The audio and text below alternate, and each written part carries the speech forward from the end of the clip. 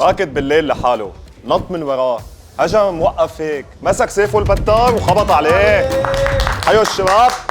المسرح الأول لأهل الشام وتلفزيون، معلمها الأول ومربيها ببعض الأوقات. الحكواتي هو تراث الشام وتاريخها. تعالوا نحكي عن هالشخصية اللي كانت هي اللي تحكي لنا القصص. اشتغل الحكواتي ببلاد الشام قبل القرن التاسع عشر بكم سنة، وهو عبارة عن شخص كان يزور هالمقاهي بعد صلاة العشاء ويقعد لك يسرد هالقصص والحكايات بكل تشويق وبكل إثارة. يوم عن يوم هالناس بلشت تستنى الحكواتي بحرارة، وما كان عندهم خيار غير يستنوه بعد صلاة العشاء وبلهفة ليكمل لهم حكاية اليوم اللي قبله. بعد زمن هالحكواتي مو بس صار مكمل ليوم واحد، بس صار ضرورة كمان. وهالرجال بلشت ترجع على بيوتها المساء وتحكي لنسوانها القصص سمعتها من الحكواتي، صح ولا لا عمي؟ صح، نعم. وحتى الحكواتي صار المرجع الأول للحارة والمنطقة حتى. كان يروح يبحبش بهالمعلومات هون وهنيك وين ما يصح له، كرمال يصير عنده مخزون ثقافي كبير ليتقن هالحكاية. بهداك الوقت كانت مهمة تحصل على كتاب هو أمر الشبه مستحيل، ومو أي حدا ممكن يصير حكواتي وقتها. الراوي أو الحكواتي لازم يكون عنده ميزات كثيرة،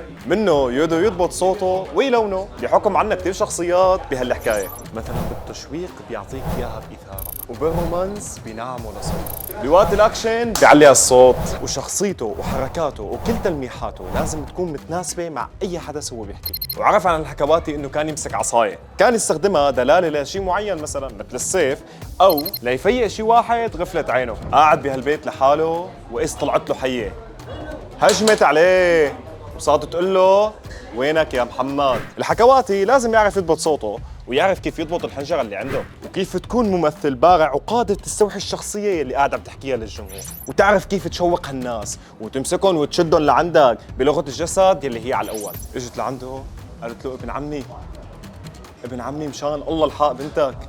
طلعت برا البيت قال له شو؟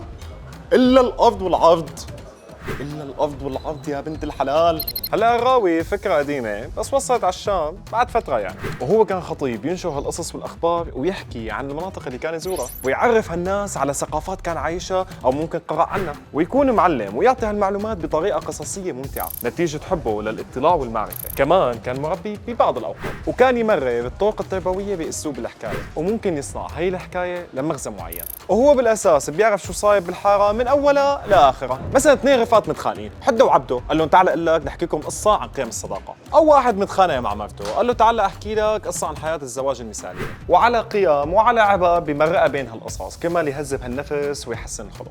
وخصوصي هالقصص ماخوذه من التاريخ، وخاصه من قصص اسلاميه وتاريخيه، وكان لها مغزى لكل قصه.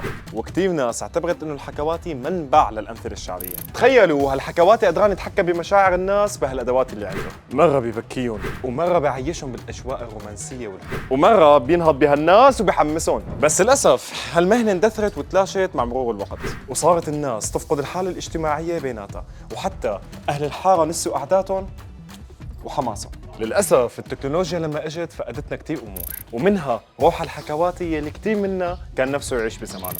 بس لا ننكر في كثير حكواتيين بحياتنا بنسمع حديثهم وبنستمتع معهم. في كثير ناس لهلا تنطر أهلها أو رفقاتها ليحكوا لهم حكاية، وهلا احكوا لي معقول لسه في ناس بتقعدوا معهم وبتسردوا معهم بحكاياهم وقصصهم؟ وأنا أحمد وهي منصة وابني.